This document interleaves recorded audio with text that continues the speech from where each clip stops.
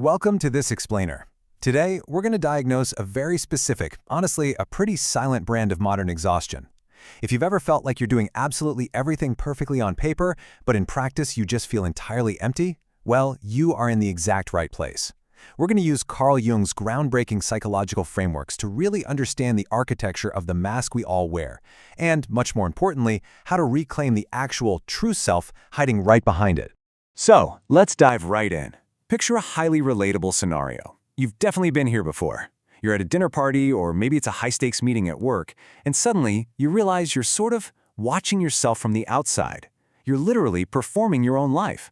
You're hitting every single note perfectly, you're saying all the right things, wearing the exact right expression, and being that super dependable presence everyone expects. And you can see the smiles of approval landing on everyone's faces. But underneath that seamless performance, there's just this quiet, cold exhaustion. And that exhaustion leads right to this exact feeling. You feel like a ghost inhabiting a very convincing costume. Now, you might tell yourself, hey, this is just what it means to be a professional, or this is just what it takes to be a good person. But what the source material reveals is that this explanation is fundamentally wrong. This hollow feeling isn't a personality trait. It's actually a diagnosis. You are suffering from a total identification with your social role.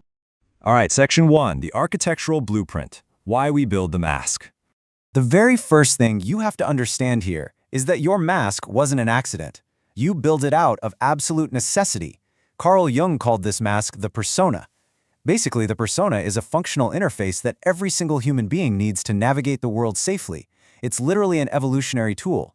We all need this interface to function in society, right? To get a job, make friends, cooperate. Having a persona isn't a bad thing at all. It's a completely normal, healthy requirement for human existence.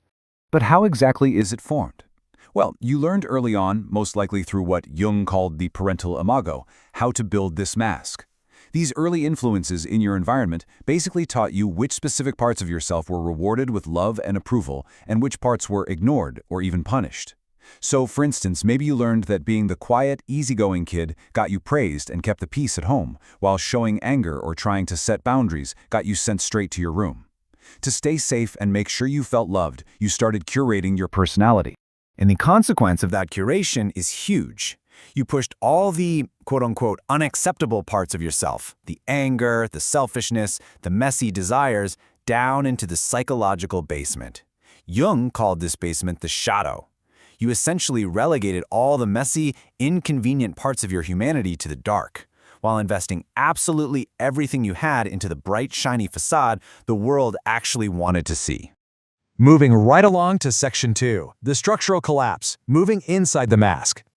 Now here is where things go terribly, terribly wrong. The crucial point is this: the problem is not having a mask. The problem is that you stopped being the person wearing it, and you actually became the mask itself. This creates what Jung referred to as a psychologically outside-in existence.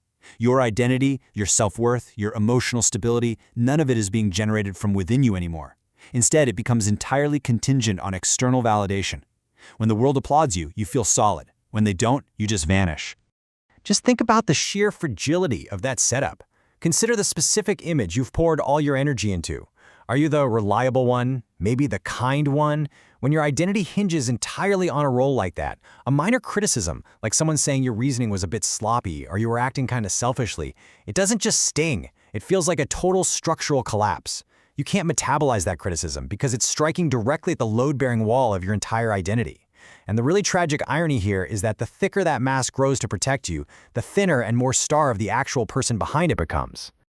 This creates this really stark contrast between managing an image versus authoring a life. Jung's work suggests that most of us spend our entire lives doing the former. You manage your life like it's a constant, high-stakes performance rather than actually inhabiting it. And let me tell you, the biological and psychological exhaustion of managing that constant performance, it is staggering. It completely drains you of the vitality you actually need to author your own life. Which leads us to the hardest truth of this entire arrangement, being approved of versus being actually known.